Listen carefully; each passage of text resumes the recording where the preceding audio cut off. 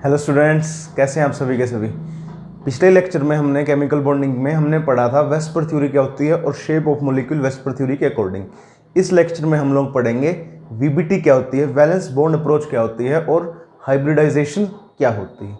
ठीक है, पहले हम शुरू करते हैं। क्या क्या पढ़ेंगे हम इस लेक्चर में। इस लेक्चर में हम लोग पढ़ेंगे what is VBT, valence bond approach, या इसको कहते हैं वैलेंस बॉन्ड थ्योरी।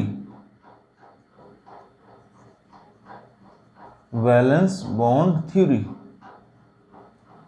उसके बाद हम लोग पढ़ेंगे about valence bond theory.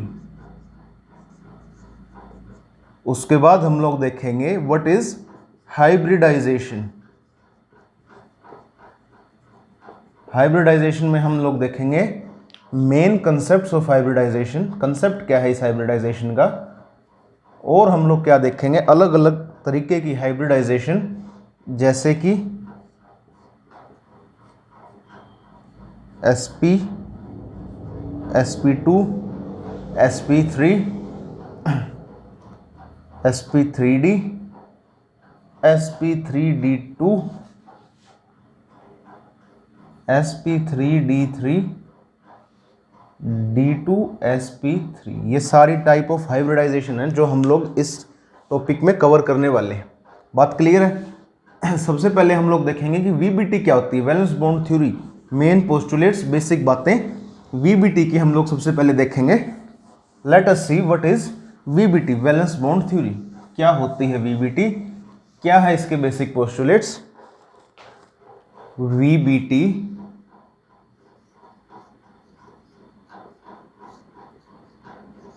Valence bond theory.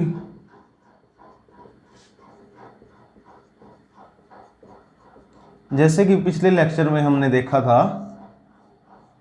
हमने पढ़ी थी वेस्पर थ्योरी। वेस्पर थ्योरी के अंदर कुछ ना कुछ खामियां थी, कुछ ना कुछ ड्रॉबैक थे, इसीलिए जो वेस्पर थ्योरी थी वो डिक्लाइन हो गई थी, या वेस्पर थ्योरी को हमने क्या कर दिया था, एक्सेप्ट नहीं किया था।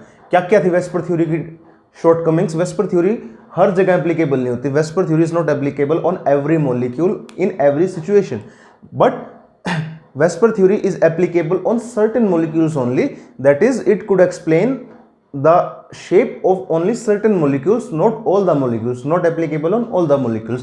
Therefore a new theory was required. A new theory was required to explain shape of molecule and bonding in molecules. Therefore valence bond theory came into picture. इसीलिए क्या हुआ, वैलेंस बॉन्ड थ्योरी पिक्चर में आई, क्योंकि जो VSEPR theory थी वो सारे के सारे एटम्स मॉलिक्यूल्स की शेप एक्सप्लेन करने में नाकामयाब हो चुकी थी, इसीलिए वैलेंस बॉन्ड थ्योरी आई। अब वैलेंस बॉन्ड थ्योरी में भी दो अप्रोच है। एक अप्रोच है एनर्जी की अप्रोच, कि जब बॉन्ड बनता है एनर्जी कम या ज्यादा होती है, और एक जो अप्रोच है वैलेंस बॉन्ड थ्योरी में वो है ऑर्बिटल ओवरलैप की अप्रोच। सबसे पहले हम देखते हैं energy, in terms of energy. Energy की टर्म्स में हम देखते हैं पहले वीबीटी क्या है। अब आपको मैंने एक क्लास में बताया था, बॉन्डिंग की ही क्लास में बताया था, कि जब दो एटम्स पास आते हैं तब उनके अंदर रिपल्सिव फोर्सेस भी होते हैं और अट्रैक्टिव फोर्सेस भी होते हैं। जब क्या हो, अट्रैक्टिव फोर्सेस और रिपल्सिव फोर्सेस एक दूसरे को बैलेंस आउट कर दें, तब क्या होता है, दो एटम्स के बीच में बॉन्ड बनने लग जाता है, दो एटम्स के बीच में बॉन्ड बन जाता है। ये बात मैंने आपको बताई थी कि in between two atoms there is repulsive forces as well as attractive forces. Therefore when two atoms come together, there are two types of forces. जब दो एटम एक दूसरे के करीब आएंगे तब दो टाइप के फोर्सेस लगेंगे, एक तो लगेंगे रिपल्सिव फोर्सेस, एक लगेंगे अट्रैक्टिव फोर्सेस। जब अट्रैक्टिव फोर्सेस और रिपल्सिव फोर्सेस एक दूसरे को बैलेंस आउट कर दें और सिस्टम की एनर्जी सबसे लो हो, दोनों एटम्स की एनर्जी सबसे लो हो, तब क्या हो जाएगा, उन दोनों के बीच में बॉन्ड फॉर्मेशन स्टार्ट हो जाएगा, बॉन्ड फॉर्मेशन हो जाएगा। क्या ये बात क्लियर है? तब हो जाएगा बॉन्ड फॉर्मेशन। और उस डिस्टेंस, जिस डिस्टेंस बिटवीन टू न्यूक्लियाई, जब उन दो एटम के बीच में उस डिस्टेंस को, जिस डिस्टेंस पे बॉन्ड बन गया, जिस डिस्टेंस पे रिपल्सिव फोर्सेस और अट्रैक्टिव फोर्सेस बैलेंस आउट हो गए, एनर्जी सबसे कम होगी, उस डिस्टेंस को हम बॉन्ड लेंथ कहते हैं। ये बात मैंने आपको बता दी, पहले बताई थी, अभी मैंने बस हल्का सा रिवीजन दे दिया आप लोगों को। अब यहाँ पे हम देखते हैं energy consideration. Let us consider a formation of H2 molecule. Consider करते हैं हम एक H2 मॉलिक्यूल बना रहे हैं। H2 मॉलिक्यूल के अंदर क्या है? एक H एटम के अंदर क्या है? एक प्रोटॉन है और एक इलेक्ट्रॉन है। क्या ये बात समझ में आई? एक इलेक्ट्रॉन एक प्रोटॉन है। दूसरा है एक और H एटम है, उसके अंदर भी क्या है? एक प्रोटॉन है और एक इलेक्ट्रॉन है। अब जब बॉन्ड बनेगा H2 का बॉन्ड, H2 मॉलिक्यूल बनेगा, H बॉन्ड फॉर्मेशन होगी, तब क्या होगा? ये मान लो एक H एटम है और ये क्या है? एक और H एटम है। जब बॉन्ड फॉर्मेशन होगी तब क्या होगा? जब बॉन्ड फॉर्मेशन होगी ये दोनों मॉलिक्यूल्स ये दोनों एटम्स एक दूसरे के पास जाएंगे। जब पास जाएंगे क्या होगा? इन दोनों इलेक्ट्रॉन के बीच में रिपल्सिव फोर्सेस होंगे, इन दोनों प्रोटॉन के बीच में रिपल्सिव फोर्सेस होंगे। क्यों? ये नेगेटिव चार्ज है, ये पॉजिटिव चार्ज है, ये नेगेटिव है, ये पॉजिटिव है। क्या ये कहानी हल्की हल्की आपके दिमाग में जा रही है? ये नेगेटिव चार्ज है, ये नेगेटिव, ये पॉजिटिव, ये पॉजिटिव। अब अगर ये दोनों एटम्स एक दूसरे के पास जाएंगे, बॉन्ड बनाना है तो इनको एक दूसरे के पास जाना पड़ेगा, तब क्या होगा? इलेक्ट्रॉन इलेक्ट्रॉन को रिपेल करेगा, प्रोटॉन प्रोटॉन को रिपेल करेगा, और जैसे ही इनके बीच में रिपल्शन होगी, बात ठीक है, रिपल्शन होगी तो क्या होगी? एनर्जी इंक्रीज होगी, रिपल्शन होगी तो एनर्जी में इंक्रीज होगी। बात क्लियर है? और इलेक्ट्रॉन और प्रोटॉन के अंदर, एक इलेक्ट्रॉन और एक प्रोटॉन के अंदर क्या होगा? अट्रैक्टिव फोर्सेस होगा, अट्रैक्टिव फोर्सेस होगा, और एक इस प्रोटॉन और इस इलेक्ट्रॉन के बीच में भी अट्रैक्टिव फोर्सेस होगा। तो कहने का मतलब क्या है? दो इलेक्ट्रॉन के बीच में तो होता है रिपल्सिव फोर्सेस, एक दूसरे को क्या कर रहे हैं? रिपेल कर रहे हैं। और एक प्रोटॉन और दूसरे प्रोटॉन के बीच में भी रिपल्सिव फोर्सेस, और एक इलेक्ट्रॉन और एक प्रोटॉन और एक इलेक्ट्रॉन और एक प्रोटॉन के बीच में क्या होता है? कौन से फोर्सेस होते हैं? Attractive forces. क्या ये कहानी थोड़ी थोड़ी समझ में आ रही है? इलेक्ट्रॉन और प्रोटॉन, अट्रैक्टिव फोर्सेस, रिपल्सिव। तो अब क्या होगा? अब मॉलिक्यूल जब बनेगा जब उसकी एनर्जी लोएस्ट होगी। बात ठीक है? रिपल्सिव फोर्सेस क्या कर रहे हैं? एनर्जी को बढ़ा रहे हैं, और अट्रैक्टिव फोर्सेस एनर्जी को कम कर रहे हैं। अब हमें तो क्या करना है? एनर्जी को कम करना है। जैसे जैसे एटम को हम पास लाते गए, पहले तो अट्रैक्टिव फोर्सेस ज़्यादा थे, पास आते गए अट्रैक्टिव फोर्सेस ज़्यादा थे। एक पॉइंट ऐसा आएगा जिस पॉइंट पे रिपल्सिव फोर्सेस ज़्यादा हो जाएंगे अट्रैक्टिव फोर्सेस से। उसके बाद अगर हम मॉलिक्यूल को पास लेके आएंगे तो रिपल्सिव फोर्सेस डोमिनेट होने लग जाएंगे अट्रैक्टिव फोर्सेस पे, और सिस्टम की एनर्जी एकदम बढ़ जाएगी। उस पॉइंट पे, जिस पॉइंट से आगे ले जाने पे रिपल्सिव फोर्सेस बढ़ जाते हैं, उस पॉइंट पे मॉलिक्यूल क्या होगा? बॉन्ड फॉर्मेशन करेगा, H बॉन्ड का फॉर्मेशन होगा, और उस distance between two atoms, centre of two atoms, उस डिस्टेंस को हम लोग क्या कहेंगे? उस डिस्टेंस को हम लोग कहेंगे बॉन्ड लेंथ। ये सारी बातें मैंने बता रखी हैं, बॉन्ड लेंथ। क्या ये बात क्लियर है? Bond length. अगर उससे आगे लेके गए हम दोनों एटम्स को, एक दूसरे के और पास लेके गए, रिपल्सिव फोर्सेस डोमिनेट हो जाते हैं और एनर्जी एकदम हाई हो जाती है। तो उस डिस्टेंस पे क्या होगा? बॉन्ड फॉर्मेशन होगा दो H एटम्स के बीच में, और उस डिस्टेंस को हम लोग कहेंगे बॉन्ड लेंथ। क्या ये बात आपको समझ में आ रही है? इसीलिए बॉन्ड बनने लग जाएगा। क्या ये बात क्लियर है? बॉन्ड बन जाएगा दो H एटम्स के बीच के अंदर। अब आप ये कहेंगे कि H2 मॉलिक्यूल, इसको एक ग्राफ से देख लेते हैं। आप एक मिनट रुक जाओ, मैंने बता रखा है ये ग्राफ पहले एक क्लास में, और अभी फिर बता देता हूँ एक बार, आपको थोड़ा सा रिवाइज भी हो जाएगा। अब जैसे मान लो एटम बहुत दूर है, ये R है distance between the nuclei of two H atoms. ये क्या है? एनर्जी, ये प्लस ये नेगेटिव, ठीक है। अब एटम्स बहुत दूर हैं, जैसे जैसे एटम्स बहुत दूर हैं, यहाँ हमें एटम्स को पास लाना है, उनके बीच के डिस्टेंस को घटाना है, एटम्स को पास लाना है। तो क्या होगा? हम हाइयर डिस्टेंस से लोअर डिस्टेंस आएंगे। तो जैसे जैसे हम डिस्टेंस कम कर रहे हैं दो एटम के बीच में, हो क्या रहा है? जैसे जैसे डिस्टेंस कम कर रहे हैं, एनर्जी क्या हो रही है? और नेगेटिव हो रही है, और नेगेटिव। जैसे जैसे डिस्टेंस कम कर रहे हैं, एनर्जी नेगेटिव होती जा रही है, नेगेटिव होती जा रही है। मतलब क्या? एनर्जी निकलती जा रही है, मतलब सिस्टम लोअर एनर्जी की तरफ जाता जा रहा है। सिस्टम क्या होता जा रहा है? स्टेबल होता जा रहा है। जैसे जैसे एक पॉइंट ऐसा आएगा कि ये एनर्जी क्या होगी? ये पॉइंट ऐसा पॉइंट है, this point is that point, ये पॉइंट एक ऐसा पॉइंट है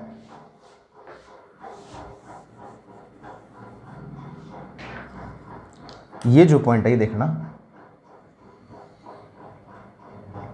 क्लियर है बात। जैसे जैसे पास लेके आते जाएंगे एनर्जी नेगेटिव होती जाएगी, एनर्जी रिलीज होती जाएगी, मतलब मॉलिक्यूल स्टेबल होता जाएगा।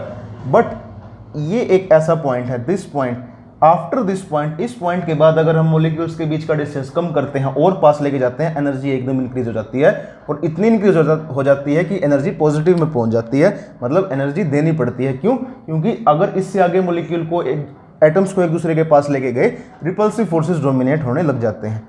तो ये जो डिस्टेंस है, ये जो डिस्टेंस है D naught, this distance D naught between the centre of two hydrogen atoms is known as bond length. D naught is known as bond length। क्या ये बात क्लियर है? This distance is known as bond length। अगर attractive forces है तभी bond length, अगर इससे आगे लेके गए तो क्या हो जाएगा? रिपल्सिव फोर्सेज डोमिनेट होने लग जाएंगे। बात क्लियर है? बता रखी थी पहले ये बात मैंने। अब आप ये देखो H2 मॉलिक्यूल तो बन गया, पर He का मॉलिक्यूल क्यों नहीं बनता? He क्यों नहीं मॉलिक्यूल बनाता? He हो तो ऐसा भी सकता है, 2 He मॉलिक्यूल पास पास आए और He2 बन जाए। क्या बन जाए? He2 बन जाए। बट ऐसा नहीं होता, not observed, but it doesn't happen, not observed. इसका कारण क्या है? ये क्यों नहीं ऑब्जर्व होता? Why doesn't it is observed? क्यों नहीं ऑब्जर्व होता? ये क्या कारण है? कारण ये है, He के अंदर क्या होगा? 2 इलेक्ट्रॉन होंगे और 2 प्रोटॉन होंगे। 2 इलेक्ट्रॉन और 2 प्रोटॉन। अब क्या होगा? 2 इलेक्ट्रॉन के बीच में क्या होगा? रिपल्शन। 2 प्रोटॉन के बीच में रिपल्शन, और 2 इलेक्ट्रॉन 2 प्रोटॉन, 2 इलेक्ट्रॉन 2 प्रोटॉन के बीच में अट्रैक्शन। He मॉलिक्यूल के अंदर क्या होता है? What happens in He molecule? The repulsive forces, लिख लेना इस बात को अपनी नोटबुक्स में, the repulsive forces always dominate over attractive forces.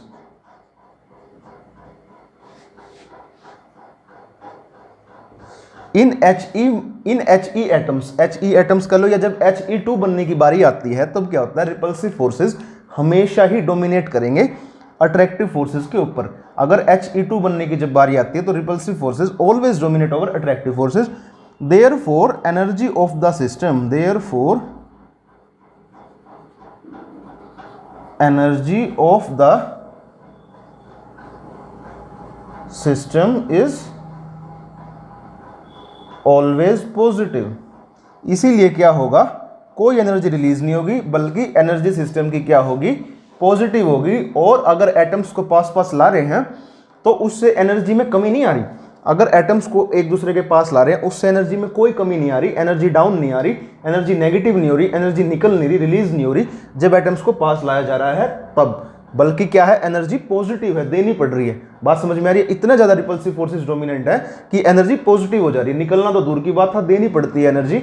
मतलब कोई भी 2 एटम्स मॉलिक्यूल जब बनाएंगे ना, जब उनकी एनर्जी कम होगी और वो स्टेबिलिटी की तरफ जाएंगे, जब वो एनर्जी रिलीज करेंगे लोअर एनर्जी की तरफ जाएंगे और स्टेबल होंगे। बट यहाँ तो क्या हो रहा है? एनर्जी ही पॉजिटिव है। जैसे जैसे एक दूसरे के पास ला रहे हैं एनर्जी पॉजिटिव है, एनर्जी देनी पड़ रही है। इसलिए क्या है? क्यों? क्योंकि यहाँ repulsive forces always dominate over attractive forces. जो रिपल्सिव फोर्सेज हैं वो हमेशा डोमिनेट करते हैं अट्रैक्टिव फोर्सेज पे, इसीलिए energy of system is always positive. Therefore He2 is not formed। इसीलिए He2 मॉलिक्यूल फॉर्म नहीं होता, इज नॉट फॉर्म्ड। इसीलिए He2 molecule is not formed. क्या ये बात क्लियर है? क्या ये बात क्लियर है? ये तो था एनर्जी का फंडा, पास पास लाए एनर्जी कम होगी, पास पास लाए इसमें एनर्जी बढ़ गई। क्लियर है बात? मॉलिक्यूल एनर्जी की वजह से कैसे बनता है। अब ये नोट डाउन करो आप पहले अपनी अपनी नोटबुक्स के अंदर, ये नोट डाउन करो। इसके बाद मैं आपको बताता हूं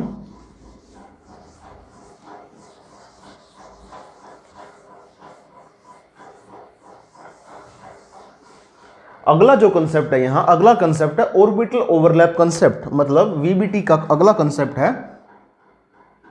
ये तो था एनर्जी, अगला है orbital overlap concept. Orbital overlap concept क्या कहता है? Orbital, according to this concept, पहले डेफिनेशन देखते हैं। A covalent bond is formed, a covalent bond is formed when two half-filled atomic orbitals, a covalent bond is formed when two half-filled atomic orbitals with electrons of opposite spin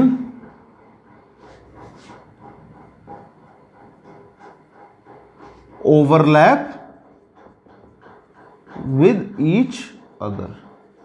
इस concept के हिसाब से overlap orbital concept, orbital overlap concept के हिसाब से a covalent bond is formed when two half filled atomic orbitals with electron of opposite spin overlap with each other. एक covalent bond जब बनता है जब दो हाफ फील्ड मतलब एक एक इलेक्ट्रॉन वाले ऑर्बिटल के अंदर दो इलेक्ट्रॉन हो सकते हैं, हाफ फील्ड मतलब एक एक, जब दो एक एक और इलेक्ट्रॉन वाले ऑर्बिटल आपस में ओवरलैप कर जाएं तब क्या होगा? एक कोवेलेंट बॉन्ड बनता है। ये क्या है? Orbital overlap concept. This concept is known as atomic orbital overlap concept. This is known as orbital overlap concept. क्या ये डेफिनेशन क्लियर? इसको नोट डाउन करो अपनी नोटबुक्स में। अब देखते हैं इस कंसेप्ट के हिसाब से फॉर्मेशन ऑफ मॉलिक्यूल। सबसे पहले देखो formation of H2 molecule. H2 molecule का फॉर्मेशन। H2 मॉलिक्यूल में आपको पता ही है, H2 मॉलिक्यूल के अंदर एक H एटम और दूसरा H एटम कंबाइन होंगे। इस एक H एटम के अंदर कितने हैं? 1s ऑर्बिटल है और इसके अंदर कितना है? 1s orbital. 1s। Shape of 1s orbital क्या होती है? ये होती है 1s ऑर्बिटल की शेप। 1s। तो इस ऑर्बिटल ओवरलैप कंसेप्ट के हिसाब से जब दो एटम बॉन्ड बनाते हैं, दो एटम मिलकर एक मॉलिक्यूल बनाते हैं, दो एटम मिलकर H2 मॉलिक्यूल बनाते हैं, H बॉन्ड बनाते हैं, तब क्या होता है? हाफ फील्ड एटॉमिक ऑर्बिटल्स का ओवरलैप होता है। हाफ फील्ड, इसके अंदर कितने इलेक्ट्रॉन है? एक। इसके अंदर कितने हैं? एक। तो जब ये दोनों ऑर्बिटल आपस में ओवरलैप करेंगे तो क्या बन जाएगा? बॉन्ड बन जाएगा और H2 मॉलिक्यूल बन जाएगा। ओवरलैप को कैसे दिखाते हैं? ये हो गया ओवरलैप।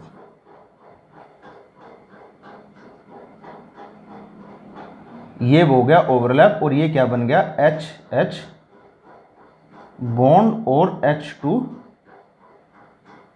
मॉलिक्यूल। क्या ये बात क्लियर है? ये दोनों एटॉमिक ऑर्बिटल्स का ओवरलैप हो गया और H बॉन्ड बन गया, H2 बन गया मॉलिक्यूल। बात क्लियर है?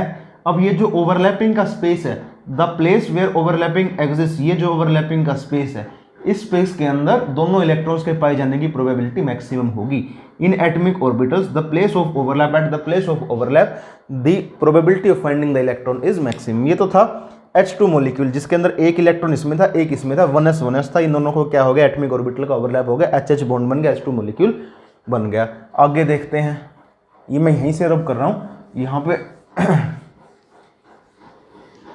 अब देखते हैं HF मॉलिक्यूल कैसे बनेगा? Hydrogen fluoride. How will hydrogen fluoride HF molecule, ये कैसे बनेगा? HF के बनने के लिए क्या होना चाहिए? HF के बनने के लिए क्या होना चाहिए? एक H एटम होना चाहिए और एक होना चाहिए फ्लोरीन एटम। H एटम के अंदर लास्ट इलेक्ट्रॉन 1s ऑर्बिटल के अंदर है। इसके अंदर किसके अंदर है? 2p के अंदर है। पड़ी थी electronic configuration 1s2 2s2 2p 5 2p electron 2p। इसके अंदर क्या है? 1s 1 2p 5 last electronic configuration लिखी है मैंने।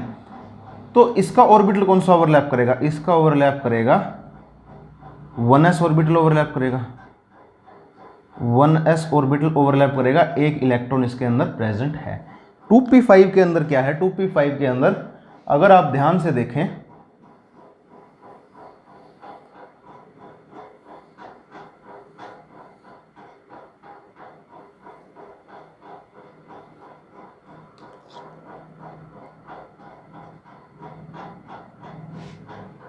अगर आप यहां देखें 2p5 ये क्या है,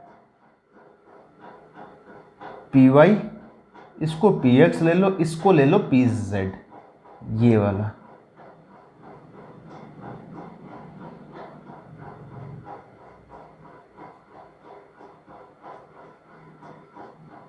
क्या ये बात आपको समझ में आ रही है? ये px, py, pz मैंने तीनों ऑर्बिटल्स के नाम लिख दिए। 2p5 p सर्कल के अंदर 3 ऑर्बिटल होते हैं, एक z एक्सिस के अलोंग, एक x एक्सिस के अलोंग और एक y एक्सिस के अलोंग। अब क्या होगा, 1s ऑर्बिटल के साथ हमें किसका ऑर्बिटल ओवरलैप करवाना, जिसके अंदर हाफ फील्ड है। अब क्या होगा, एक ऑर्बिटल ये क्या होगा, ये फुल्ली फील्ड होगा, ये वाला क्या होगा, ये भी फुल्ली फील्ड होगा। 5 है ना 2p5, 1 2 3 4, एक इलेक्ट्रॉन कहाँ बच गया, 2pz के अंदर बच गया, नहीं बच गया, एक इलेक्ट्रॉन। अब according to orbital overlap concept in valence bond theory, half filled orbital will overlap with other half filled orbital. बात क्लियर है?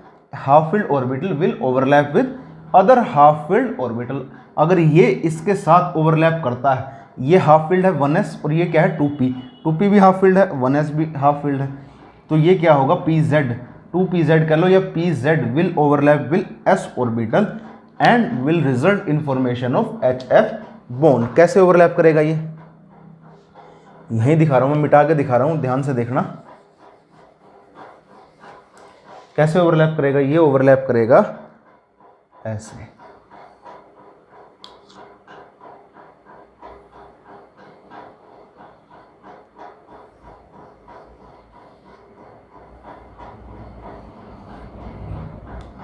क्या ये बात समझ में आई? एक इलेक्ट्रॉन इसका था और एक इलेक्ट्रॉन इसका pz, ये एक इलेक्ट्रॉन pz का था, एक इलेक्ट्रॉन s ऑर्बिटल का था, ये 1s ऑर्बिटल है, ये 2p है। क्लियर है बात? ये py, px, pz। अब ये क्या है, इस एक्सिस के अलोंग, z एक्सिस के अलोंग दोनों क्या हो गए, आपस में ओवरलैप हो गए, 1s और ये, और किसका फॉर्मेशन कर दिया, ओवरलैप होने के बाद किसका फॉर्मेशन कर दिया, HF बॉन्ड का फॉर्मेशन कर दिया और HF मॉलिक्यूल यहाँ पर बन गया। क्या ये बात आपको क्लियर है? क्या ये ऑर्बिटल ओवरलैप आपको क्लियर है? HF मॉलिक्यूल ऐसे बनता है वैलेंस बॉन्ड थ्योरी के अप्रोच के हिसाब से। बात क्लियर है? हाँ, यहाँ ये मत बोलना यहाँ भी इलेक्ट्रॉन पहले से ही प्रेजेंट है, पहले से ही प्रेजेंट है, 4 5 तो थे ही पहले, एक इसके साथ ओवरलैप करके बॉन्ड बना दिया HF बॉन्ड। आगे चलते हैं। अब आप देखो, ये तो था HF, H2 कर लिया, HF कर लिया। अब आप देखो F2 कैसे बनता है, how does F2 molecule form, F2 molecule कैसे बनता है, F2 बनने के लिए F प्लस F, F के अंदर कितना 2p5, P को कैसे बनाएंगे,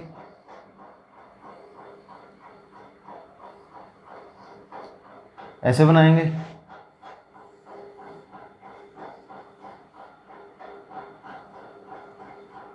क्या ये बात क्लियर है? py, px और pz, px और py। क्लियर है? अब देखो आप, इसके अंदर मैंने पहले भी बताया था, ये एक्सिस देख लो,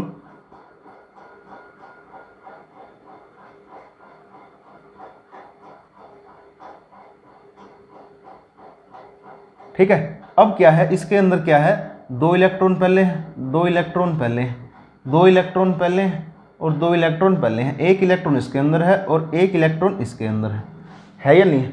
एक इलेक्ट्रॉन इसके अंदर है और एक इलेक्ट्रॉन इसके अंदर है या नहीं? बोलो, एक इलेक्ट्रॉन इसके अंदर है, एक इलेक्ट्रॉन इसके अंदर। अब क्या होगा, pz और pz आपस में क्या कर लेंगे, ओवरलैप कर लेंगे। इनके अंदर तो पहले 2 इलेक्ट्रॉन है। According to valence bond theory and orbital overlap concept, half filled orbital overlap with each other, therefore pz and pz orbital will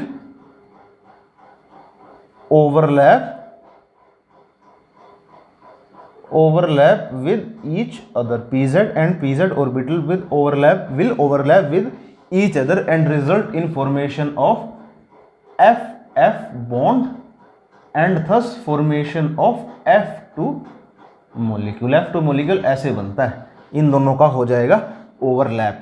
overlap कैसे हो जाएगा, यहीं इसी के अंदर कर देंगे हम ओवरलैप, मिटाने की जरूरत नहीं पड़ेगी ज़्यादा। कैसे हो जाएगा ओवरलैप,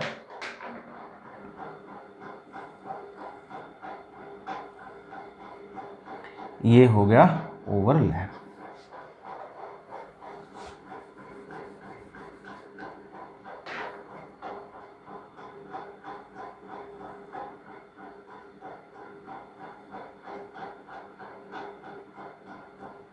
ये हो गया ऑर्बिटल ओवरलैप। ये क्या हो गया, इनका ऑर्बिटल का ओवरलैप हो गया।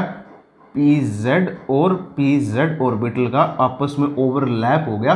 एक इलेक्ट्रॉन इसका था, एक इलेक्ट्रॉन इसका था, हाफ फील्ड, और बन गया क्या, F2 मॉलिक्यूल। ये क्या था, according to orbital overlap concept of valence bond theory, ये था फॉर्मेशन ऑफ बॉन्ड। बात क्लियर, नोट डाउन कर लो।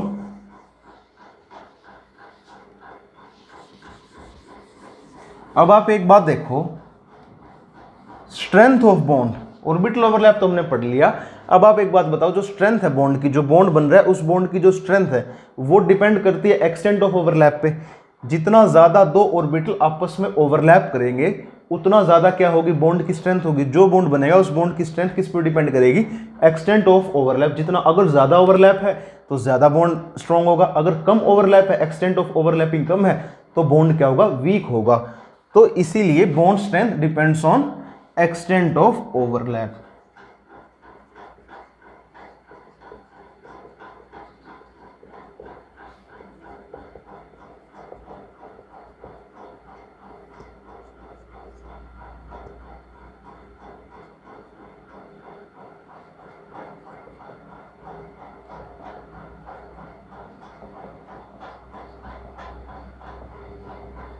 Bond strength depends on extent of overlap. अगर दो एस एस हैं, एस एस ऑर्बिटल ओवरलैप कर रहे हैं, एक्सटेंट ऑफ ओवरलैपिंग अच्छी होगी क्योंकि एस और एस ऑर्बिटल की एनर्जी एक जैसी होती है। दो पी पी ऑर्बिटल ये ओवरलैप कर रहे हैं, इनका भी एक्सटेंट ऑफ ओवरलैप अच्छा होगा। अगर मान लो एस और पी कर रहे हैं ओवरलैप, तो इनका ऑर्बिटल ओवरलैप इतना अच्छा नहीं हो पाएगा क्योंकि एस की थोड़ी अलग एनर्जी है, पी की अलग एनर्जी है। अगर दो सेम एनर्जी के ऑर्बिटल ओवरलैप करते हैं तो एक्सटेंट ऑफ ओवरलैप अच्छा होता है, जबकि दो अलग अलग एनर्जी के थोड़ा सा डिफरेंस एनर्जी में अगर वो ओवरलैप करते हैं तो एक्सटेंट ऑफ ओवरलैप उतना अच्छा नहीं हो पाता। बात क्लियर है, ये कोई खास बड़ी कहानी थी नहीं, क्लियर है ये बातें।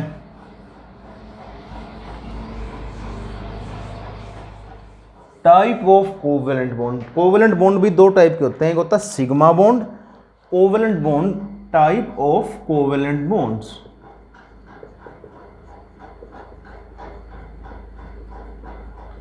Type of covalent bonds. Covalent bonds दो टाइप के होते हैं, sigma bond, number 1 sigma bond,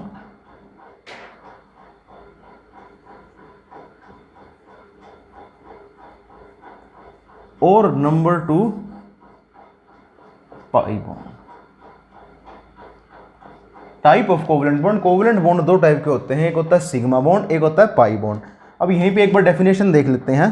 sigma bond क्या होता है, when two atomic orbitals overlap head on, head on मतलब सीधा, आपस में सीधा टकराते हैं। When two atomic orbitals overlap head on और in other sense along the internuclear axis, जब दो atomic orbital head on overlap करते हैं या along their internuclear axis, the bond form is known as sigma bond. Pi bond, when two atomic orbitals overlap side on, side on मतलब sideways, when two atomic orbitals overlap sideways by along their sides. जैसे एक तो हो गया head on overlap, ये तो हो गया हेड ऑन ओवरलैप, ये हेड ऑन ओवरलैप। एक होता है साइडवेज, साइडवेज कैसे, ये ओवरलैप, ये मतलब ये आपस में ओवरलैप कर लेगा, ये आपस में, ये ओवरलैप, ये साइडवेज ओवरलैप है, ये हेड ऑन ओवरलैप है। ये हेड ऑन ओवरलैप है, इसको कहेंगे सिग्मा बॉन्ड, और ये साइडवेज ओवरलैप है, इसको कहेंगे पाई बॉन्ड। पाई बॉन्ड किस में, सिग्मा बॉन्ड किस में पाया जाता है, एस एस के बीच में मिल गया, एस पी के बीच में मिल गया, पी पी के बीच में मिल गया। पाई बॉन्ड किस में पाया जाता है, सिर्फ पी और पी के बीच में पाया जाता है पाई बॉन्ड। पाई बॉन्ड पाया जाता है दो पी ऑर्बिटल्स के बीच में। जब दो पी ऑर्बिटल्स ऐसा क्यों पाया जाता है, अभी आगे बता रहा हूँ, शेप के हिसाब से समझ में आएगी ये बात। पी ऑर्बिटल की शेप जो होती है वो ये शेप होती है, ये शेप होती है, साइडवेज ओवरलैप कर सकता है। ये जो s ऑर्बिटल है ये साइडवेज ओवरलैप थोड़ी कर सकता है, जो सीधा ही ओवरलैप करेगा, एक दूसरे के साथ सामने ही टकराएगा, but p orbital sideways overlap कर सकता है। इसलिए पाई बॉन्ड में pp ऑर्बिटल के बीच में जो बॉन्ड बनता है वो पाई बॉन्ड बन सकता है, और सिग्मा बॉन्ड ss sp और pp के बीच में बन सकता है। इनको अलग अलग देखते हैं, वहां सब डिटेल में पढ़ते हैं, इनको भी तो हल्का हल्का बताया इनके बारे में। सबसे पहले देखो सिग्मा बॉन्ड क्या होता है।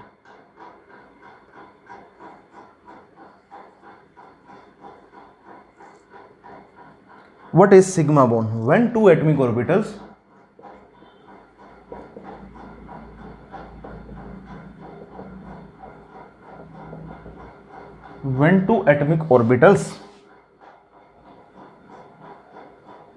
overlap head on, जब दो atomic orbital head on overlap करते हैं, ऑर्बिटल ओवरलैप हेड ऑन और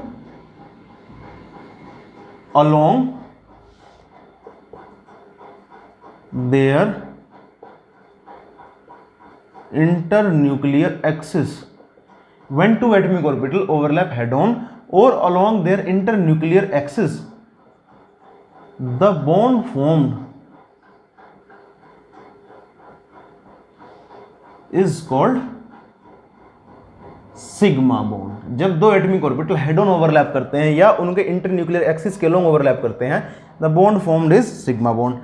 सपोज करो s और s ऑर्बिटल, s ऑर्बिटल के बीच में सिग्मा बॉन्ड बनना है। s कैसे दिखाएंगे हम, s और s को कैसे दिखाएंगे? ये है एक s ऑर्बिटल, ये है दूसरा s ऑर्बिटल, ये है s ऑर्बिटल, ये है s ऑर्बिटल। अगर इनको ओवरलैप करना है, ये कैसे ओवरलैप करेंगे? ये ओवरलैप करेंगे, हेड ऑन ही कर सकते हैं, साइडवेज ओवरलैप तो हो नहीं सकती। तो ये क्या बन गया, s sigma bond. s sigma bond कब बना? जब दो s ऑर्बिटल आपस में क्या कर रहे हैं, हेड ऑन ओवरलैप कर रहे हैं। जब दो एटॉमिक ऑर्बिटल आपस में हेड ऑन ओवरलैप कर रहे हैं तो s सिग्मा बॉन्ड बन जाएगा। बात ठीक है। और क्या बन सकता है s के अलावा? s के अलावा बन सकता है, s के अलावा बन सकता है sp। क्या बन सकता है? sp sigma bond. मतलब जब एक s ऑर्बिटल, देखो sp सिग्मा बॉन्ड, इसमें क्या होगा, sp सिग्मा बॉन्ड के अंदर क्या होगा, एक s ओवरलैप कर जाएगा दूसरे p के साथ। अब आप एक बात सोच रहे होंगे कि ये दूसरे px जो ये थे, ये वाले थे और ये वाले थे, इनके साथ क्यों नहीं ओवरलैप करता? इनके साथ ओवरलैप इसलिए नहीं करता क्योंकि ओवरलैप हमेशा सिग्मा बॉन्ड में अलोंग द इंटरन्यूक्लियर एक्सिस ही होगा। इंटरन्यूक्लियर एक्सिस मतलब जो न्यूक्लियस का एक्सिस है, जिस एक्सिस पे न्यूक्लियस प्रेजेंट है उसी एक्सिस पे ओवरलैप होगा, और किसी एक्सिस पे ओवरलैप नहीं हो सकता, और किसी एक्सिस पे ओवरलैप नहीं हो सकता। इसीलिए यही कारण है कि pz ही ओवरलैप करेगा s के साथ। Only pz will overlap with s orbital and form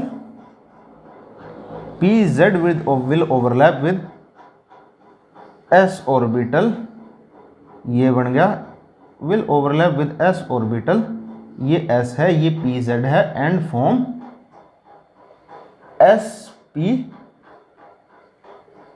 sigma bond. बात क्लियर है? बात थोड़ी थोड़ी समझ में आ रही है? आ रही होगी आप लोगों को कि s ऑर्बिटल की ये शेप होती है, pz की ये होती है। जब ये दोनों आपस में हेड ऑन ओवरलैप करेंगे, जब p और s ऑर्बिटल आपस में हेड ऑन ओवरलैप करेंगे तो sp सिग्मा बॉन्ड बनाएंगे। याद रखना, p ऑर्बिटल का सिर्फ pz ऑर्बिटल, p सबशेल का सिर्फ pz ऑर्बिटल ही ओवरलैप करेगा s के साथ, क्योंकि यही इंटरन्यूक्लियर एक्सिस के अलोंग प्रेजेंट होता है और कोई ऑर्बिटल ओवरलैप नहीं करेगा। ये क्या बनाएगा, sp सिग्मा बॉन्ड। इसके बाद कौन सा सिग्मा बॉन्ड था? इसके बाद कौन सा सिग्मा बॉन्ड था? इसके बाद जो सिग्मा बॉन्ड था वो था pp sigma bond. pp sigma bond, इसके अंदर क्या होगा, दो p ऑर्बिटल आपस में ओवरलैप करेंगे। सपोज करो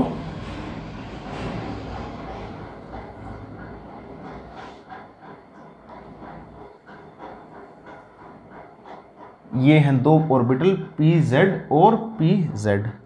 समझ रहे हो बात को? pz क्योंकि px py यहाँ भी ऑर्बिटल ओवरलैप नहीं कर सकते, px और py यहाँ भी ऑर्बिटल ओवरलैप नहीं कर सकते। क्यों? क्योंकि वो इंटरन्यूक्लियर एक्सिस के अलोंग प्रेजेंट नहीं होते। इंटरन्यूक्लियर एक्सिस के अलोंग pz और pz ही प्रेजेंट होते हैं। इसलिए for pp sigma bond to form only pz या only pz orbital will overlap or the orbital present along the internuclear axis will overlap with the other, not any other orbital। सिर्फ वही orbital overlap करेगा sigma bond में जो internuclear axis के along present होगा। इसलिए pz और pz overlap कर जाएंगे और क्या बना देंगे?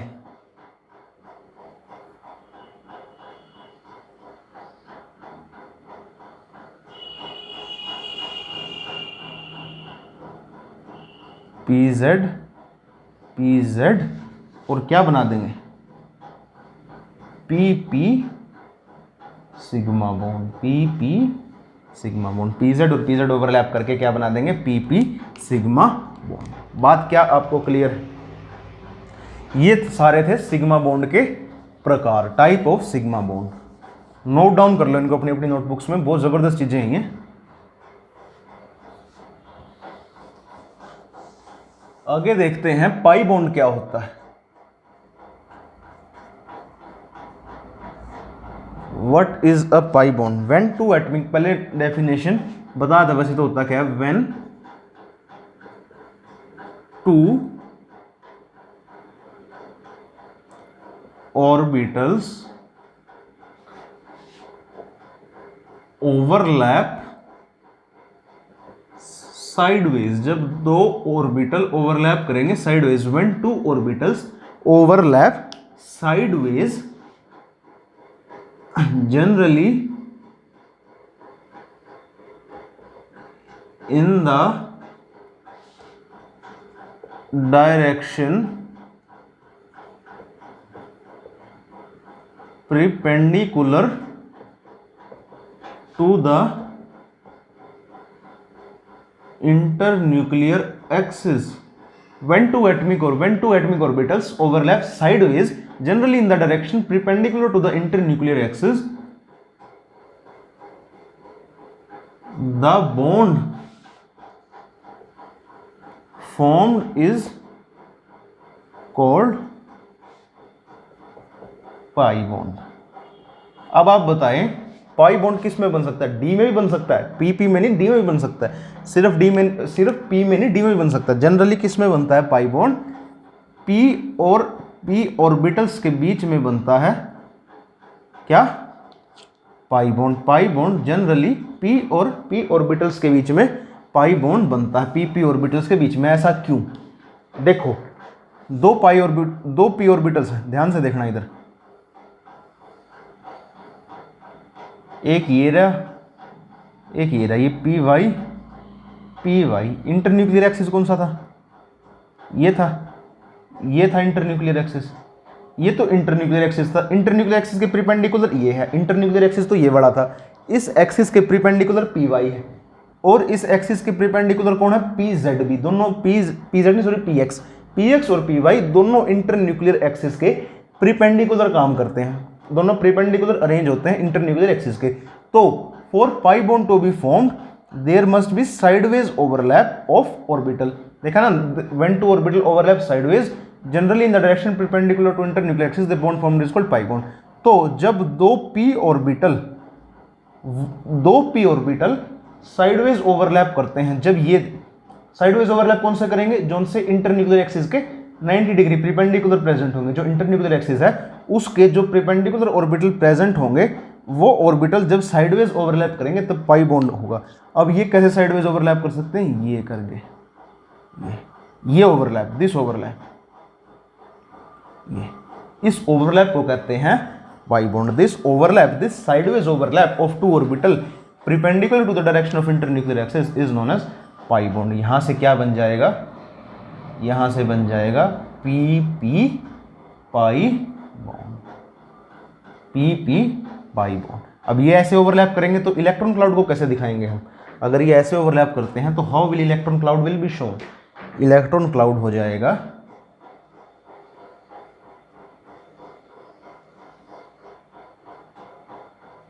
ये होगा general space arrangement of electron cloud.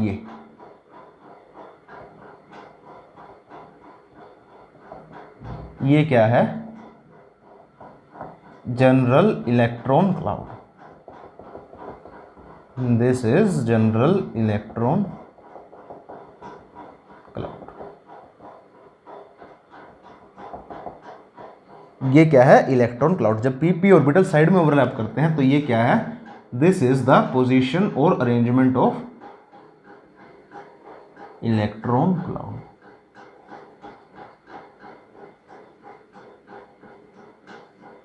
ये है इलेक्ट्रॉन क्लाउड का अरेंजमेंट। क्या ये बात आपको समझ में आई? एग्जाम्पल से और जबरदस्त तरीके से ये बात समझ में आ जाएगी। नोट डाउन कर लो इसको अपने नोटबुक्स में, अगला एग्जाम्पल देखेंगे।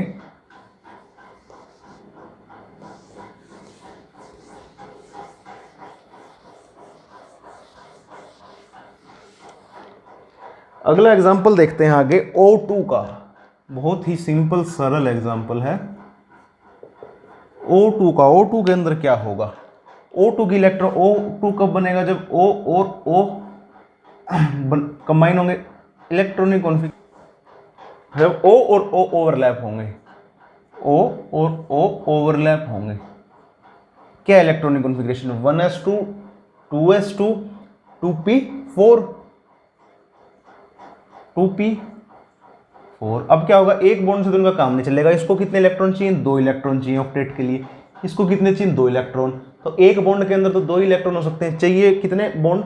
2 बॉन्ड मतलब 4 इलेक्ट्रॉन। हमें चाहिए 4 इलेक्ट्रॉन टोटल बॉन्ड के लिए। है कितने? अगर सिर्फ सिग्मा बॉन्ड बनता तो सिर्फ 2 इलेक्ट्रॉन चाहिए होते। तो क्या होगा? पी को बनाओ पहले। पी बनाया,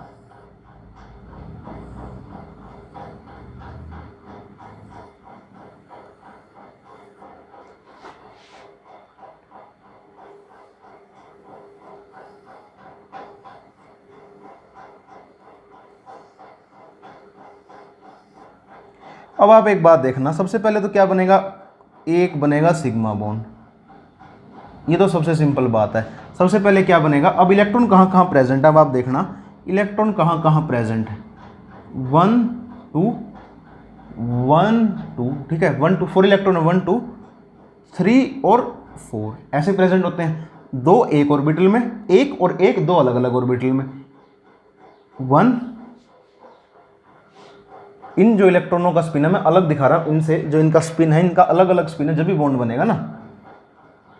अब क्या होगा? फॉर फॉर्मेशन ऑफ O2 हमें क्या चाहिए? हर एक ऑर्बिटल के अंदर 2 इलेक्ट्रॉन चाहिए, तभी क्या होगा? स्टेबल इलेक्ट्रॉनिक कॉन्फ़िगरेशन होगी।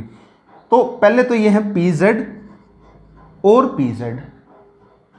तो पहले क्या होगा? सिग्मा बॉन्ड बनेगा किसके बीच में? PZ और PZ।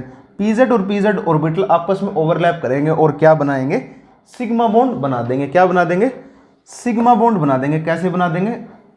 आपस में करके ओवरलैप और सिग्मा बॉन्ड बना देंगे। ये बना दिया सिग्मा बॉन्ड। कौन सा बॉन्ड बन गया? ये बन गया sigma bond. P P P sigma bond. अब कितने इलेक्ट्रॉन? अब देखो 2 इलेक्ट्रॉन इसमें, 2 इसमें, 2 इसमें, 2 इसमें। ये 2 ऑर्बिटल ऐसे रह गए जिसके अंदर एक एक इलेक्ट्रॉन की कमी है, एक एक इलेक्ट्रॉन की कमी है। तो अब क्या होगा? अब ये दोनों ऑर्बिटल पाई बॉन्ड बना लेंगे साइडवेज ओवरलैप करके। अब क्या होगा? इन 2 ऑर्बिटल के बीच में साइडवेज ओवरलैप होगा and formation of pi bond will occur. Oxygen का आपने देखा होगा, जो स्ट्रक्चर हम बनाते हैं वो O डबल बॉन्ड O बनाते हैं। O2 का जो स्ट्रक्चर है O डबल बॉन्ड O बनाते हैं। तो एक बॉन्ड तो सिग्मा बॉन्ड हो गया, दूसरा बॉन्ड क्या हुआ? अब यहाँ पे और कोई सिग्मा बॉन्ड तो बन नहीं सकता। एक ऑर्बिटल ही थे इनके पास इंटरन्यूक्लियर एक्सिस के लॉन्ग, तो एक ही सिग्मा बॉन्ड बन सकता है। तो दूसरा बॉन्ड इनको क्या बनाना पड़ेगा? पाई बॉन्ड बनाना पड़ेगा to form oxygen molecule. That is they will have to overlap sideways. उनको क्या करना पड़ेगा? साइडवेज ओवरलैप करना पड़ेगा।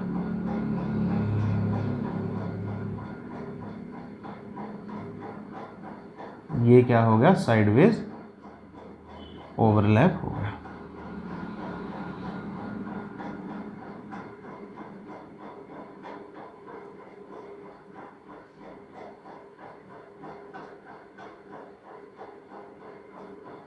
ये क्या हो गया, साइडवेज ओवरलैप हो गया। आप देख रहे हैं ना, ये देखो, देख रहे हो तुम सारे के सारे, ये क्या है, ऑर्बिटल है। ये क्या हो रहा है, साइडवेज आपस में ओवरलैप कर लेगा और क्या बना लेगा, बॉन्ड बना लेगा। कौन सा बॉन्ड बना लेगा, PP पाई बॉन्ड। तो अब इस सारी बातों से आपको क्या समझ में आया, इस सारी बातों से समझ में आया, for formation of oxygen molecule O2 molecule there will be 1 sigma bond and 1 pi bond. एक तो सिग्मा बॉन्ड बनेगा और एक क्या बनेगा, पाई बॉन्ड बनेगा। तो ऑक्सीजन के अंदर क्या होता है, O डबल बॉन्ड O, एक बॉन्ड तो क्या है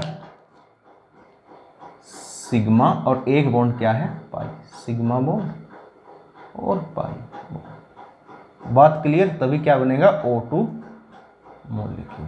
क्या ये बात क्लियर है, कोई ज़्यादा बड़ी कहानी नहीं थी, समझ गए बात। अब यहीं से आप देखो, अगर O की जगह N2 ले लेते हैं, अगर O की जगह N2 ले लेते हैं, अगर O की जगह N2 ले लेते हैं, हमें नाइट्रोजन मॉलिक्यूल बनाना है, समझो इस बात को समझना। अगर हमें नाइट्रोजन मॉलिक्यूल बनाना है, N2 मॉलिक्यूल, N2 मॉलिक्यूल बनाने के लिए क्या चाहिए, N और N, N और N, N और N चाहिए। N के अंदर क्या इलेक्ट्रॉनिक कॉन्फ़िगरेशन है, 2p5 2p5 नहीं sorry 2p3 2p3 sorry 2p3 2p3। अब यहाँ पे तो हमने क्या कर दिया, यहाँ पे क्या था, एक में 2 इलेक्ट्रॉन थे ऑर्बिटल में और दूसरे 2 में 1-1 था। अब यहाँ पे सभी ऑर्बिटल में 1-1 इलेक्ट्रॉन ही होगा, सभी ऑर्बिटल के अंदर 1-1 इलेक्ट्रॉन ही होगा, 1-1 इलेक्ट्रॉन ही होगा, 1-1 इलेक्ट्रॉन ही होगा। तो क्या होगा, सबसे पहले तो क्या बनेगा, PP सिग्मा बॉन्ड। इसके अंदर भी सारी कहानी वही है, बस एक पाई बॉन्ड फालतू बनेगा।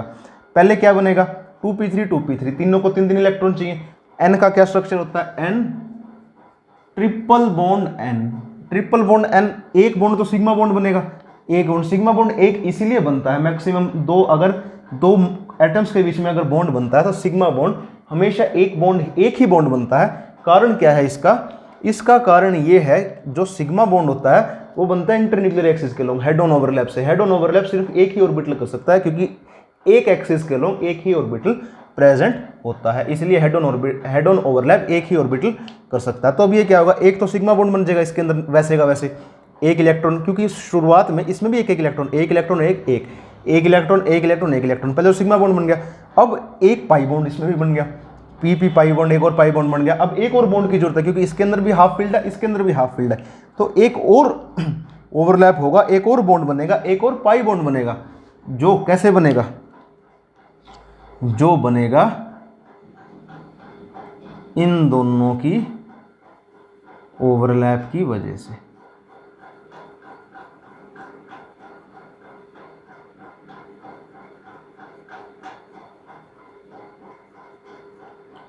इन दोनों की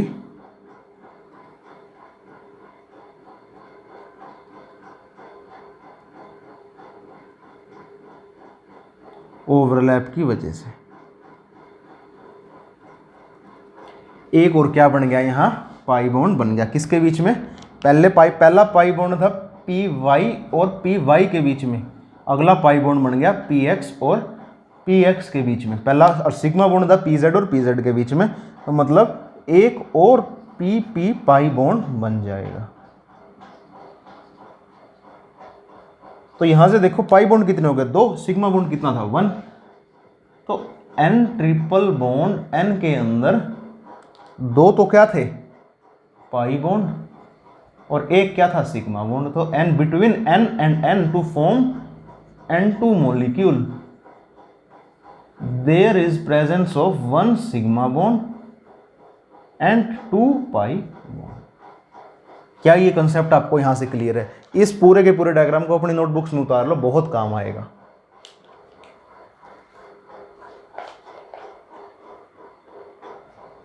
अब यहां पे देखते हैं जो सिग्मा बॉन्ड है और जो पाई बॉन्ड है, थोड़ा सा डिफरेंस देख लेते हैं इनके बीच में क्या होता है। सिग्मा बॉन्ड के अराउंड जो इलेक्ट्रॉन है वो सिमेट्रिकली अरेंज होते हैं, electron are arranged symmetrically. Pi bond के around electrons are arranged asymmetrically being mostly concentrated below and above the plane। Clear है बात। सिग्मा बॉन्ड के अराउंड तो इलेक्ट्रॉन सिमेट्रिकली अरेंज होते हैं, जबकि पाई बॉन्ड के अराउंड इलेक्ट्रॉन असिमेट्रिकली अरेंज होते हैं, ज्यादातर अबव द प्लेन और बिलो द प्लेन। ये थी सिग्मा और पाई बॉन्ड के बीच में छोटा सा ये डिफरेंस है। एक और डिफरेंस सिग्मा और पाई बॉन्ड के बीच में, सिग्मा बॉन्ड तो स्ट्रॉन्ग बॉन्ड होता है, सिग्मा बॉन्ड की स्ट्रेंथ ज्यादा होती है, स्ट्रेंथ मोर होती है। इसकी स्ट्रेंथ कंपैरेटिवली क्या होती है, कम होती है। स्ट्रेंथ क्या होती है कंपैरेटिवली, इसकी ज्यादा होती है, इसकी स्ट्रेंथ कम होती है कंपैरेटिवली। क्यों? क्योंकि हेड ऑन ओवरलैप का एक्सटेंट हमेशा ज़्यादा होगा साइडवेज ओवरलैप से। हेड ऑन ओवरलैप हमेशा ज़्यादा एक्सटेंट ऑफ ओवरलैप होगा, ज़्यादा ओवरलैप होगा ऑर्बिटल का देन द पाई बॉन्ड। तो strength of sigma bond is little bit more than pi bond because extent of sigma overlap along the internuclear axis is more than that of pi bond. बात clear है?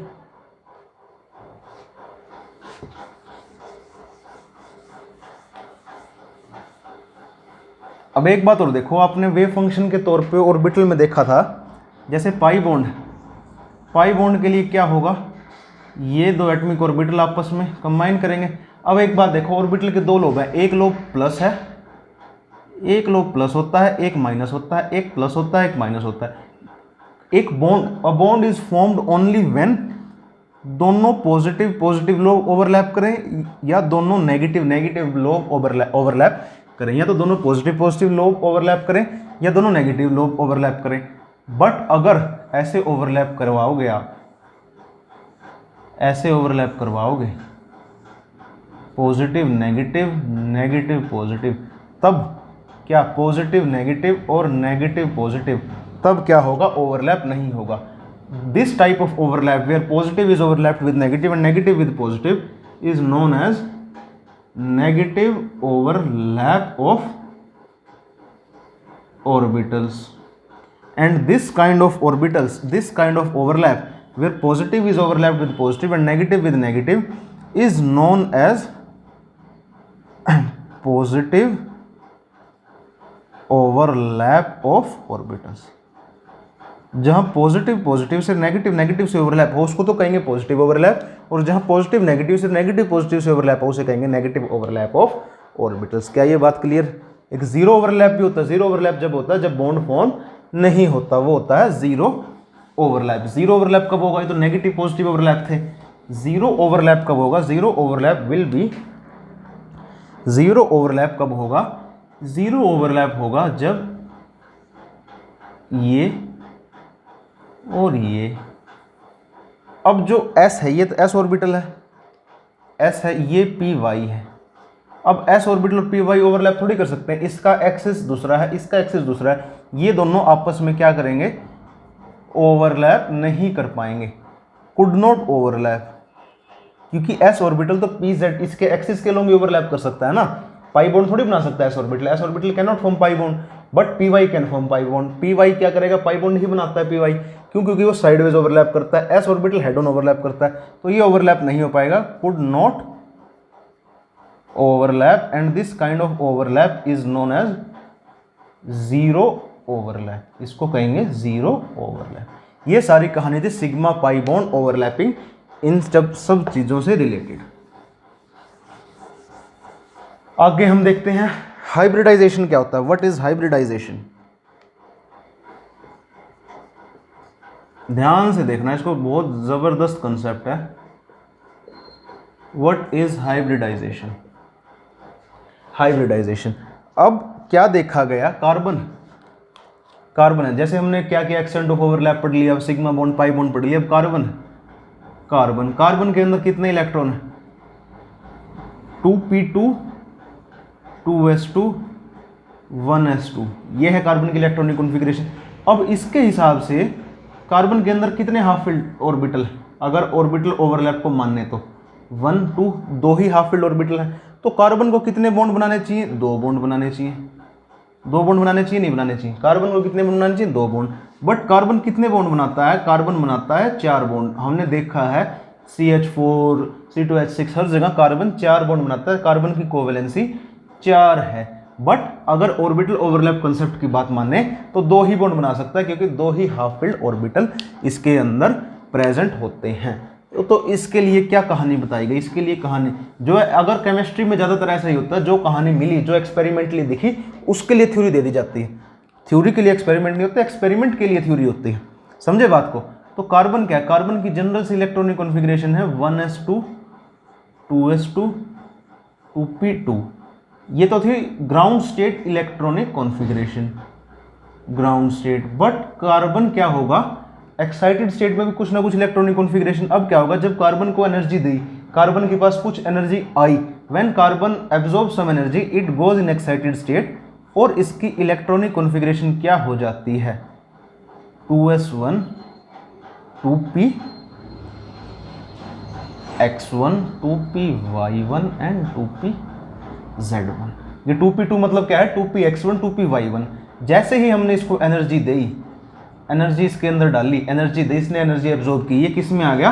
Excited state के अंदर आ गया, excited state. और जैसे ही ये excited state के अंदर आया, इसने क्या कर लिए? इसने क्या किया? इसका जो एक 2s का 2s ऑर्बिटल का जो इलेक्ट्रॉन था, उसने क्या किया?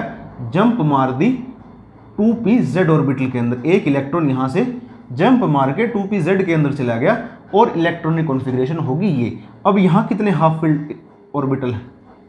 एक। अब s भी हाफ फील्ड हो गया, और एक और ऑर्बिटल के अंदर हाफ। अब यहाँ कितने हैं? 4 हाफ फील्ड ऑर्बिटल हैं। 4 हाफ फील्ड ऑर्बिटल हैं, तो ये चारों के 4 हाफ फील्ड ऑर्बिटल ओवरलैप कर सकते हैं और बॉन्ड बना सकते हैं। इसीलिए 4 covalency is explained. 4 covalency carbon की थी जो, वो एक्सप्लेन कर दी गई। कैसे? कि जब कार्बन एक्साइटेड स्टेट में आता है, तो इसका एक 2s का ऑर्बिटल का इलेक्ट्रॉन जंप मार के 2pz में चला जाता है, और 4 हाफ फील्ड ऑर्बिटल हो जाते हैं, जो कि ओवरलैप करके कोवेलेंट बॉन्ड बनाते हैं। अब एक बात देखो, अब मैंने आपको पहले भी बताया था, ये तो है s orbital, this is s orbital, this is px, this is py, this is pz। जब px, py या pz इनमें से कोई ऑर्बिटल ओवरलैप करेगा, और जब s ओवरलैप करेगा, दोनों की एनर्जी अलग अलग होगी, सेम होगी? सिंपल सी बात है, अलग अलग ही होगी। अगर s ऑर्बिटल किसी से ओवरलैप करेगा, एनर्जी डिफरेंट होगी, एनर्जी डिफरेंट होगी। किसकी? बॉन्ड की एनर्जी डिफरेंट। जब s ऑर्बिटल किसी दूसरे ऑर्बिटल से ओवरलैप करेगा, तो energy of bond is different, strength of bond is different, energy भी डिफरेंट है, स्ट्रेंथ भी डिफरेंट है। एनर्जी स्ट्रेंथ एक ही बात है, स्ट्रेंथ भी क्या है? डिफरेंट है। बट जब px, py, pz करेंगे, उनकी स्ट्रेंथ डिफरेंट है। जब p ऑर्बिटल ओवरलैप करेगा और जब s ऑर्बिटल ओवरलैप करेगा, दोनों की एक्सटेंट ऑफ ओवरलैप अलग अलग है, दोनों की बॉन्ड स्ट्रेंथ अलग अलग है, दोनों की बॉन्ड डिसोसिएशन एंथैल्पी अलग अलग है। इसकी भी एनर्जी क्या है? डिफरेंट है। और क्या डिफरेंट है? स्ट्रेंथ भी, बॉन्ड स्ट्रेंथ भी क्या है?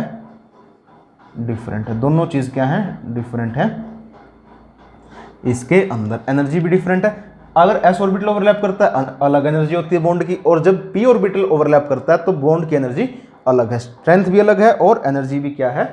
अलग है। क्या ये बात आपको समझ में आ रही है? s ऑर्बिटल और p ऑर्बिटल अलग अलग एक्सटेंट ऑफ ओवरलैप है, अलग अलग एनर्जी होनी चाहिए। बट एक्सपेरिमेंटली क्या दिखा?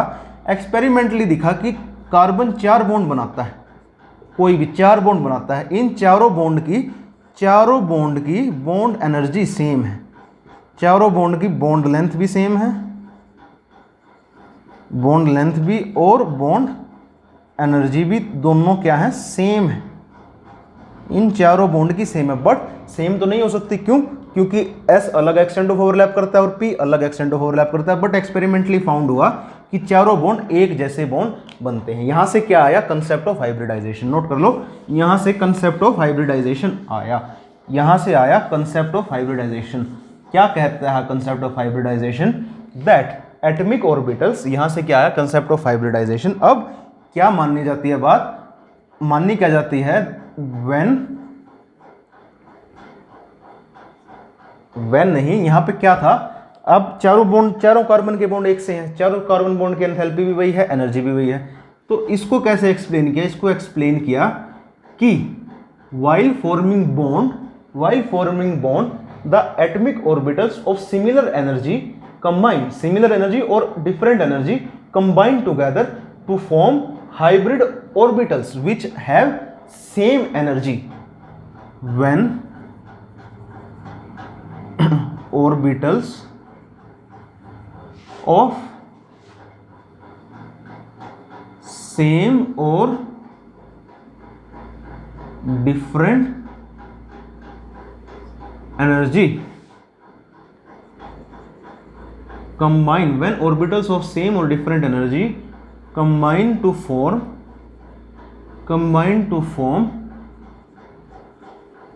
hybrid orbitals of same energy, same shape and same arrangement,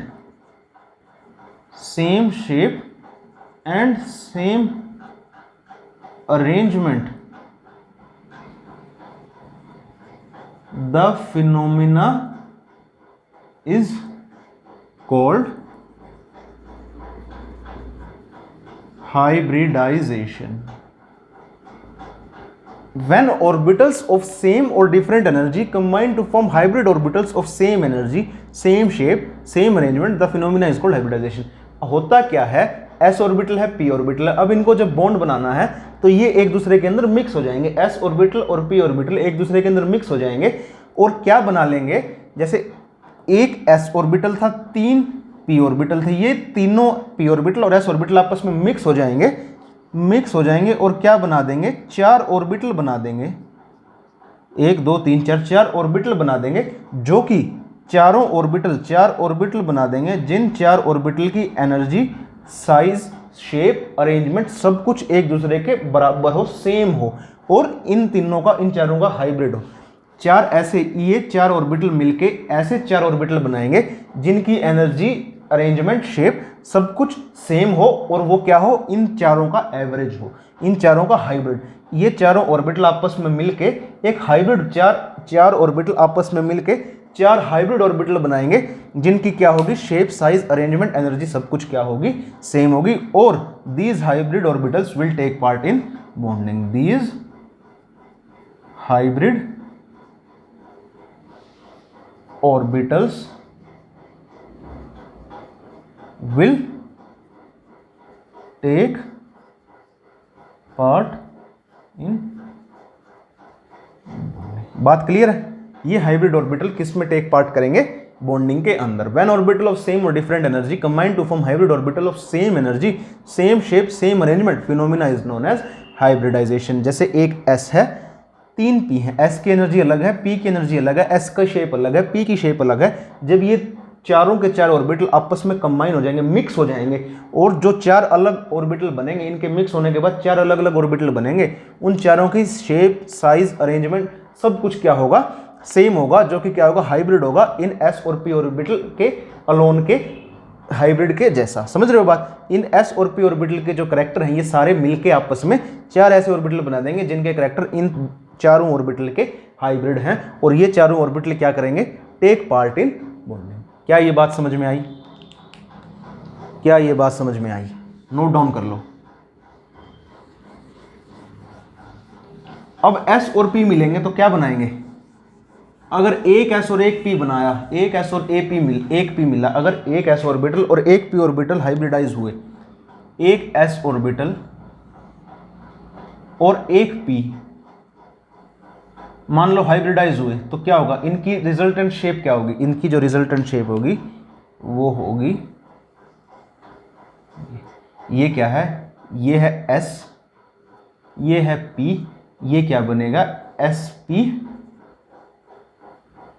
hybrid orbital. ये क्या है, sp हाइब्रिड ऑर्बिटल। एक s ऑर्बिटल, एक p ऑर्बिटल आपस में क्या करेंगे, कंबाइन हो जाएंगे, मिक्स हो जाएंगे। कंबाइन का मतलब एक दूसरे के अंदर मिक्स हो जाएंगे और जो रिजल्टेंट ऑर्बिटल बनेगा वो इन दोनों का हाइब्रिड होगा। एक s और एक p मिलते हैं तो sp हाइब्रिड ऑर्बिटल बनता है। ऐसे ही sp हाइब्रिड ऑर्बिटल बनता है। समझ में आ रही है बात। ये जो शेप होगी रिजल्टेंट होगी इस शेप, क्या ये बात आप लोगों को समझ में आई? ये सारी की सारी बातें थी हाइब्रिडाइजेशन से रिलेटेड और वीबीटी से रिलेटेड। अगले लेक्चर में हम लोग पढ़ेंगे sp2, sp, sp3, sp3d, sp3d2, d2 sp3। ये सारी क्या है? टाइप ऑफ हाइब्रिडाइजेशन है। ये सारी हाइब्रिडाइजेशन हम लोग अगले लेक्चर में पढ़ने वाले हैं। इन हाइब्रिडाइजेशन के साथ साथ क्या पढ़ने वाले हैं? Shape and hybridization of various molecule. अगले लेक्चर में हम लोग ये सब चीजें कवर करेंगे। उसके बाद एमओटी करवाएंगे और उसके बाद हाइड्रोजन बॉन्डिंग या और बचे हुए कंसेप्ट डाइपोल मोमेंट वगैरह वो सब करवाएंगे। तब तक के लिए आप लोग रिवाइज कर ले हाइब्रिडाइजेशन, वीबीटी, वेस्पर थ्योरी और लीविस डॉट स्ट्रक्चर, जो सब कुछ अब तक मैंने करवाया है वो सब आप लोग रिवाइज कर लें। अगले लेक्चर में आप लोगों के लिए मैं ये सारी हाइब्रिडाइजेशन और शेप ऑफ मॉलिक्यूल लेके आऊँगा। तब तक के लिए चैनल को सब्सक्राइब करें, बने रहें और बेल आइकन दबा के घंटी दबा दें। Thank you very much for your support.